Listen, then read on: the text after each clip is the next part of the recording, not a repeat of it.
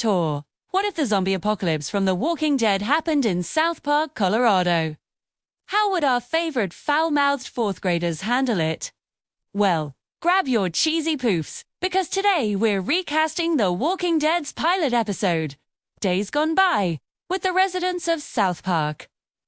Let's start with our hero, Rick Grimes.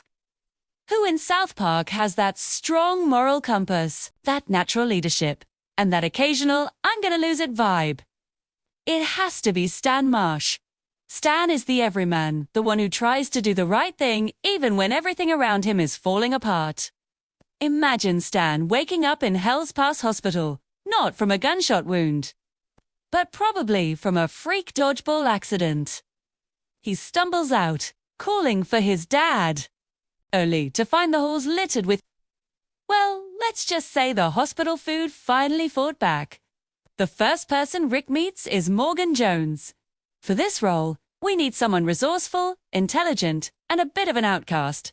Who better than Token Black?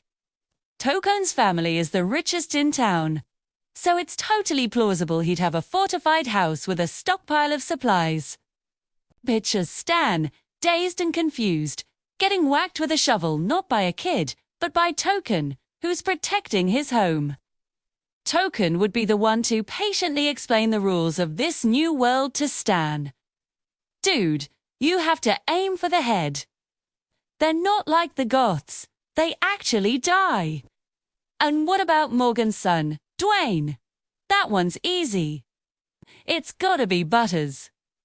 Imagine Butters, full of innocent terror, peering through the peephole. Oh, hamburgers! Dad, there's a man outside! He looks awfully confused. The dynamic between the street-smart, capable Token and the perpetually naive Butters trying to survive would be both hilarious and surprisingly heartfelt. Now for the iconic first Walker Rick encounters, the little girl with the teddy bear. Itzy! In South Park, this scene gets a whole new level of dark humor. Who's the most likely to be a zombie child wandering around a playground? It has to be one of the kindergartners. Stan, seeing this little kid, would hesitate. He'd try to reason with her. Hey, little girl. Are you okay? But, as she turns, groaning, with her face half-eaten, Stan realizes the awful truth.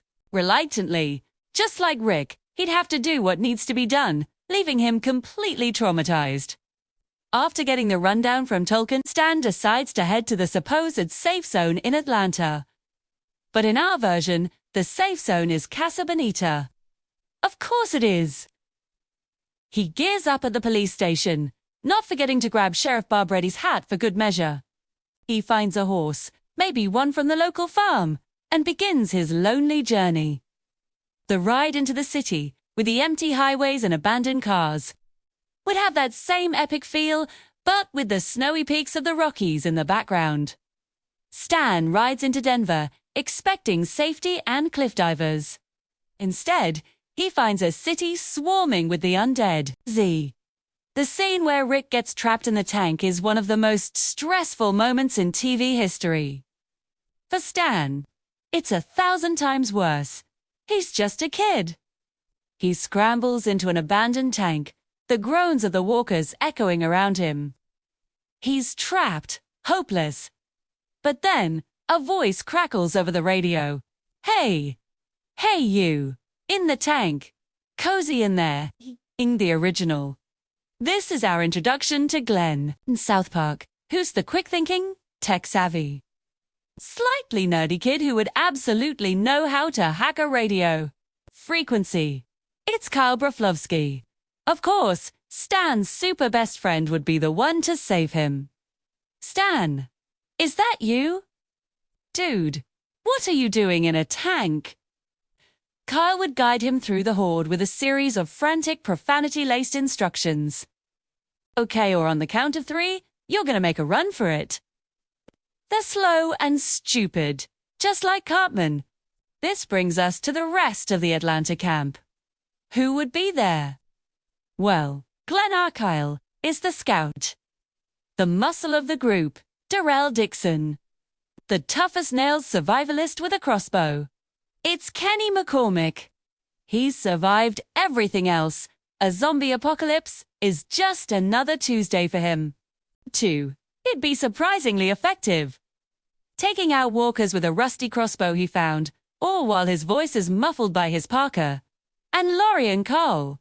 Well, that would be Wendy Tesselberger. And, oh, this is awkward.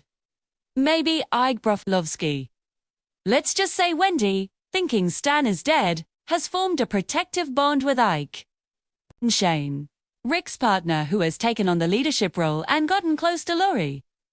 This is where it gets really juicy. The role of Shane, the aggressive, pragmatic, and morally grey best friend, can only be played by one person. Eric Cartman. Imagine the tension.